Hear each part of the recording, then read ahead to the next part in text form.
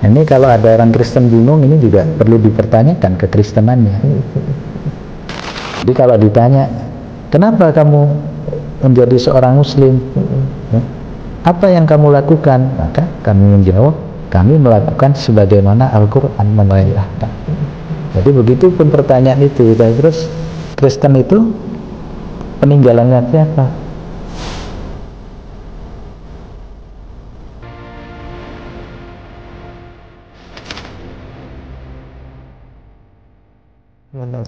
Assalamualaikum warahmatullahi wabarakatuh. Waalaikumsalam warahmatullahi Alhamdulillahirabbil alamin. Allahumma salli wa sallim wa barik ala nabiyyina Muhammad sallallahu alaihi wasallam wa ala alihi wa ashabi ajma'in. Amma ba'd. Yang terhormat para hadirin, jumpa lagi bersama kami, dan di spesial momen kali ini adalah bersama Al-Ustadz Dr. Anwar Lutfi. Beliau adalah seorang dokter, namun beliau agak aneh. Anehnya kenapa? Mengambil spesialisasi di bidang SPAQ. Jadi gelarnya itu dokter SPAQ, spesialis penguatan akidah. Jadi bukan spesialis tentang anak, bukan spesialis tentang jantung, bukan spesialis tentang anestesi dan seterusnya, tapi spesialis tentang penguatan akidah. Karena apa? Karena beliau memiliki harapan besar agar anak-anak bangsa ini tidak sampai murtad, karena terlalu banyak yang murtad, dipengaruhi sedikit pacaran sama temannya dan seterusnya murtad. Tadi pagi saya kedatangan tamu, dan konon kabarnya anaknya didatangi sama bukan tadi pagi ya, yang tadi pagi anaknya murtad juga ya. Tadi pagi datang tamu, anaknya murtad juga, tapi belum ketemu sama saya. Kemarin itu anaknya didatangi sama pendeta. Oh iya, tadi pagi iya cerita ya, anaknya sampai didatangi sama pastor, dimurtadkan karena dia punya pacar. Astagfirullah. Tapi belum sempat ketemu sama saya. Insya Allah next kita ketemu, kita akan jadwalkan pertemuan. Baik, alhamdulillah hadirin yang kami muliakan, ada satu tema menarik pada malam hari ini adalah, yakni ada satu pertanyaan yang sulit dijawab oleh saudara kami Kristen. Apa itu? Pertanyaannya begini ya Ustaz. Yahudi berasal dari Ishak, Islam berasal dari Ismail, Kristen berasal dari mana? Sekali lagi ya, sekali lagi. Yahudi berasal dari Ishak, Islam berasal dari Ismail, Kristen berasal dari mana?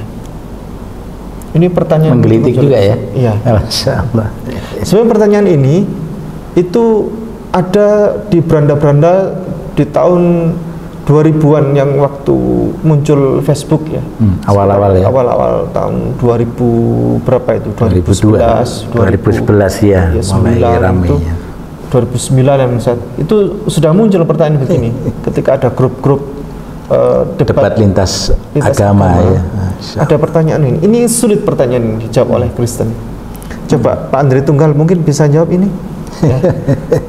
harus bisa. Karena siapapun yang membaca Alkitab pasti bisa menjawab. Itu menurut saya. Ustaz Dr. Anwar Lutfi ini adalah guru saya ya. Jadi mungkin daripada debat sama beliau, mending sama saya aja.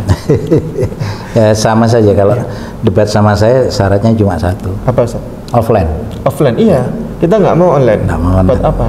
Ya nanti enak-enak kita sudah ngotot, dia matikan kamera, ya, matikan audio dan sebagainya. Alasannya datanya habis. Ya. Kalau offline insya Allah. Kadang begitu alasannya. Kemana? Kabur, alasannya signal hilang, mati listrik gitu kan. Bisa ada seperti itu dulu banyak iya gitu. Nah coba dibantu Ustaz jawaban ini. Yahudi berasal dari Ishak, Islam berasal dari Ismail, Kristen berasal dari mana ya? Jadi mungkin ada dua hal dulu. Jadi saya selain mau menjawab, memberikan petunjuk kepada orang Kristen untuk menjawab, saya mau melakukan sedikit koreksi terhadap pernyataan ini. Jadi yang pertama tadi dikatakan apa? Yahudi berasal dari Ishak. Kalau Yahudi yang dimaksud itu adalah Yahuda, Itu saya sependapat. Jadi Yahuda memang berasal dari Ishak, karena Ishak ini punya anak bernama Yakub alaihissalam. Ya, Nabi Yakub alaihissalam. Nabi Yakub punya 12 anak laki-laki dan 1 orang anak perempuan. Nabi Yakub ini yang bergelar Israel, sehingga 12 anak laki-laki dan 1 orang perempuan dan anak keturunannya itu yang disebut dengan Bani Israel. Salah satu dari nama anak Nabi Yakub ini bernama Yahuda. Jadi kalau yang dimaksud Yahudi di situ adalah Yahuda, saya setuju bahwa Yahuda ini berasal dari Ishak, karena memang Yahuda adalah cucu dari Nabi Ishak alaihissalam. Tapi kalau Yahudi yang dimaksud itu agama yang dibawa atau yang disampaikan oleh Nabi Ishak, itu saya tidak sependapat. Ya, karena memang Nabi Ishak alaihissalam, Nabi Yakub alaihissalam itu sama seperti Nabi Ibrahim alaihissalam. Muslim, bukan Yahudi, bukan Nasrani. Jadi Hanifah Muslimah. Jadi Muslim yang lurus, dan itu tertera sampai hari ini di dalam Al-Quran, dalam salah satu kitab suci, dalam surah Al-Baqarah. Jadi di wasiat Nabi Yakub kepada anak keturunannya sebelum wafat, am kuntum syuhada'a idh hadara Yaqubal maut idh qala li banihi ma ta'buduna min ba'di. Jadi ingatlah, tidakkah kamu menyaksikan ketika kematian menghampiri Yakub alaihissalam, dia berwasiat kepada anak-anaknya, ma ta'buduna min ba'di, nak, kalau bapak ini mati, nanti kamu akan menyembah apa dan menyembah siapa? Anak-anak Nabi Yakub menjawab, qalu na'budu ilahaka, kami akan menyembah Tuhanmu, wa ilaha abaika, dan Tuhan bapakmu Ibrahim, wa Ismail wa Ishak ilaha wahidah, Tuhan yang satu, Tuhan yang esa, wa nahnu lahu muslimun, dan kami semua adalah orang-orang muslim. Ya, jadi Yahuda pun, Yusuf alaihissalam pun, anak keturunan Nabi Yakub itu adalah orang-orang muslim. Nah, nanti baru ke periode belakangan setelah Nabi Sulaiman alaihissalam baru muncul agama Yahudi itu. Jadi agama kesukuan, sudah nisbah kepada suku terbesar pada waktu itu, yaitu suku dari Yahuda. Nah, jadi sebetulnya Nabi Ishak pun adalah seorang muslim. Itu yang perlu saya sampaikan awal, Pak Ipung. Mudah-mudahan yang dimaksud itu Yahuda adalah nama orangnya. Jadi sehingga saya sependapat kalau Yahuda itu Yahudi, nama orang dari Yahuda itu berasal dari Ishak, saya sependapat. Tapi kalau dikatakan Yahudi itu agama dan Ishak pun beragama Yahudi, maka saya tidak sependapat, dan itu satu kekeliruan yang besar. Kemudian yang kedua apa? Yahudi berasal dari Ishak, Islam dari Ismail, dan Kristen dari mana? Ini kalau ada orang Kristen bingung, ini juga perlu dipertanyakan kekristenannya. Kan sebetulnya sederhana. Jadi apa sih pedoman kita sebagai seorang yang beragama? Orang Islam pedomannya adalah Al-Quran. Jadi kalau ditanya, kenapa kamu menjadi seorang Muslim? Apa yang kamu lakukan? Maka kami menjawab, kami melakukan sebagaimana Al-Quran memerintahkan. Jadi begitu pun pertanyaan itu. Terus Kristen itu peninggalannya siapa? Coba diketik sekarang ini kan lagi di aplikasi, aplikasi Alkitab itu ada ya. Pak Ipung punya aplikasi Alkitab nggak di handphonenya? Enggak, saya ada di website aja. Nah, mungkin saya punya ini. Coba saya buka dalam aplikasi Alkitab ya. Ini saya buka, saya ketik kata Kristen.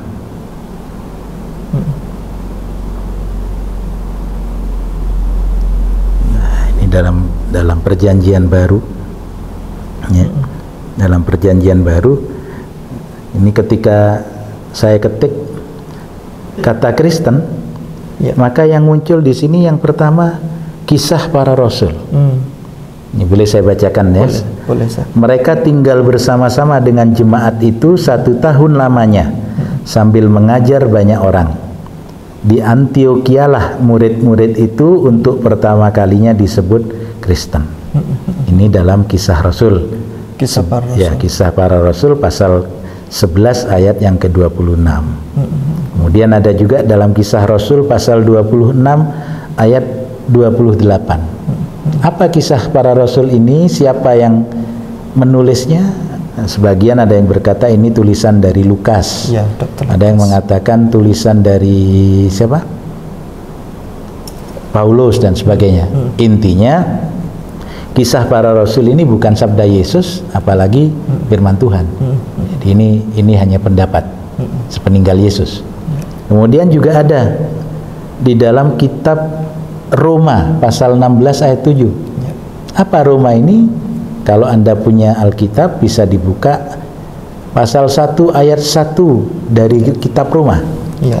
Coba dibuka. Roma Pasal 1 ayat 1. Roma pasal 1 ayat 1. Perikopnya surat Paulus kepada jemaat di Roma. Ayat satunya dari Paulus, hamba Kristus Yesus yang dipanggil menjadi rasul dan dikhususkan ya untuk memberitakan Injil Allah. Ya, dah. Berarti berasal dari Paulus. sumbernya Roma adalah surat kiriman Paulus kepada jamaah di Roma. Ya. Fik ya, itu menurut kitab suci ya. Ya. Menurut kitab suci mereka, bukan saya juga, bukan Pak Ipung yang Ya, ngarang. ya, Tidak betul. boleh kita ngarang-ngarang. Betul. Ya. Kemudian coba dibuka Korintus 1 Ya. pasal 9. Korintus yang pertama 1, ya. 1 Korintus ya. pasal Ayatnya 9. pasal 9 ayat Pasal yang kelima. 9. Pasal 9 ayatnya yang kelima. Ya. Tidakkah kami mempunyai hak untuk membawa seorang istri yang seiman dalam perjalanan kami seperti yang dilakukan rasul-rasul lain dan saudara-saudara Tuhan dan Kefas? di situ disebut yang seiman ya. Ya. Ternyata di aplikasi saya ini di TB1, Ya. tidaklah kami mempunyai hak untuk membawa seorang istri Kristen. Oh. Ya, jadi itu munculnya Kristen. Istilah 1 Kristen Korintus. ada di dalam 1 Korintus pasal 9 ayat yang kelima. Pasal 9 ayat yang kelima. Ya. Ini aplikasi Alkitab Sabda. Dirubah-rubah soalnya. Ya. Ini 9 ayat 5 ya. Betul ini.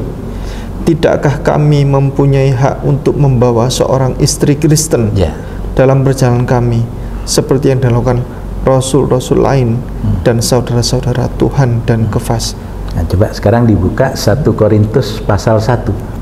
1 Korintus pasal 1. Ya.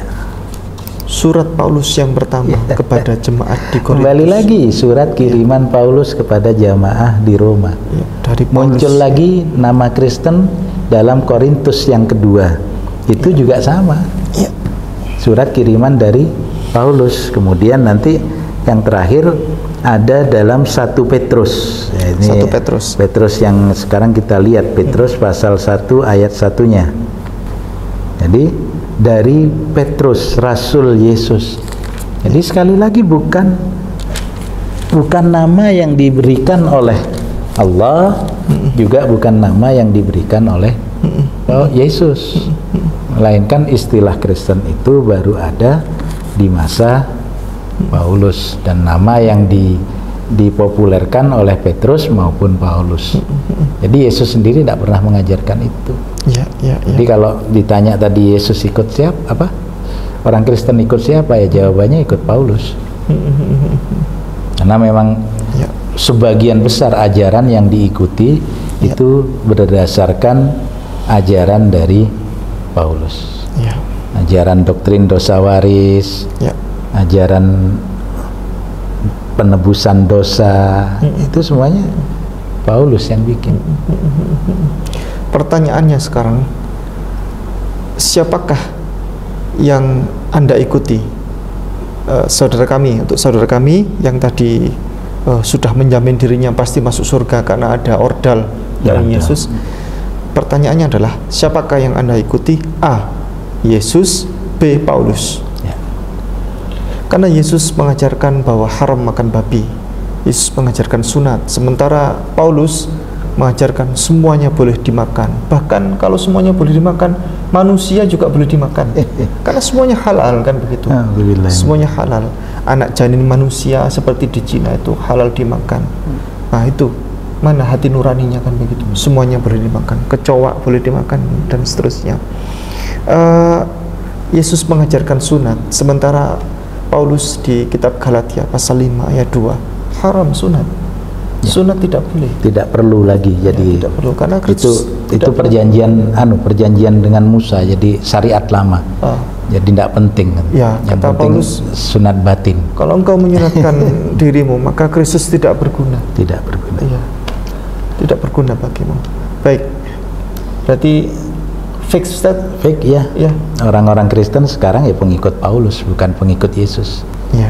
Yang pasti kalau mereka mengikut Yesus akan menyembah kepada Allah saja, dan pasti dia akan menjadi pengikut Muhammad sallallahu alaihi wasallam sebagaimana yang sudah disampaikan oleh Yesus di dalam Yohanes pasal 16 ayat 7 sampai 15. Nah, semoga bermanfaat dan membuka hati mereka sehingga kesadarannya muncul untuk terus belajar, meneliti kitab suci, dan mudah-mudahan bersamaan dengan rahmat dari Allah, mendapatkan hidayah dari Allah, menjadi pengikut Yesus yang sebenarnya dengan mengikuti syariat Muhammad sallallahu alaihi wasallam.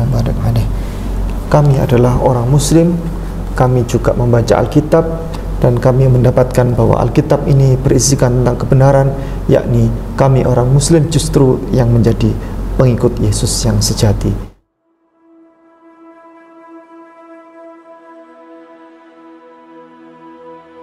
Masjid Nurul Iman Puncak Boring Indah ini sedang perluasan lahan, biar dijelaskan oleh para tuan guru, para ustadz yang ini.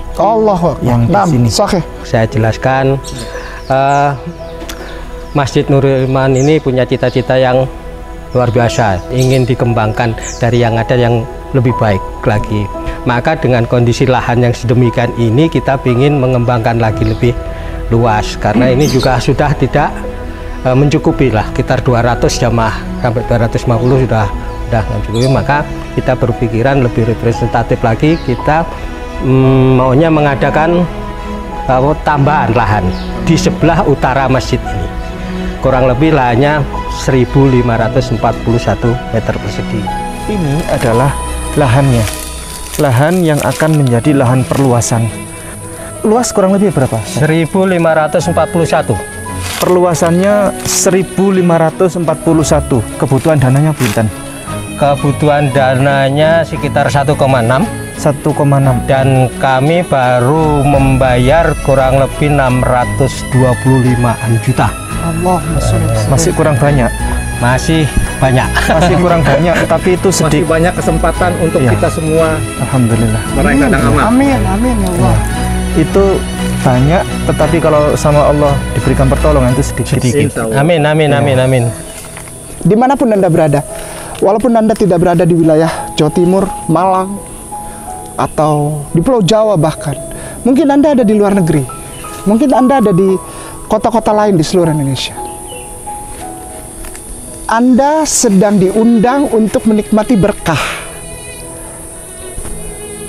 Anda terima? Mari bergabung bersama kami dengan para tuan guru kita di Malang, di Puncak Boring.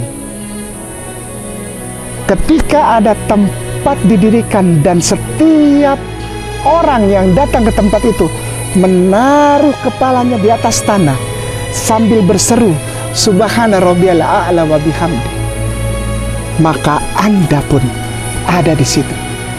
Dan malaikat Allah insya Allah memperhitungkan setiap orang yang bahkan tidak ada di sekeliling orang itu yang sedang bersujud di tempat ini. Saudaraku, muslimin wal muslimah rahimakumullah. Mari kita ada di pesta ini. Pesta apa? Pesta berkah dari Allah, yang bahkan ketika kita mati masih berjalan terus sebagai amal jariah. Saudaraku, demikian. Allah sayang, Allah berkahi.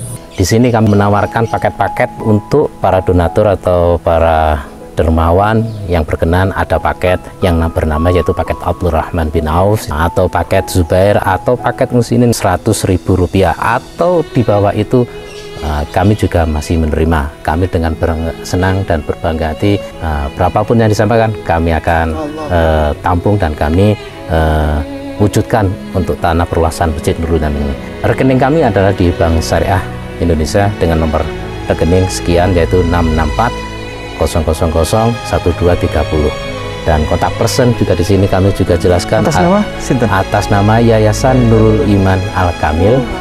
Langsung ke yayasan kami, bukan nama pribadi tapi ke yayasan panitia. Mungkin info jelas atau transfer atau pengiriman dan lain-lain, ada nama di sini, yaitu pertama Pak Haji Cahyo, terus saya sendiri Muhammad Mansur, Pak Haji Edi, Pak Haji Muhammad Iqbal, Pak Haji Saiful Ahyar.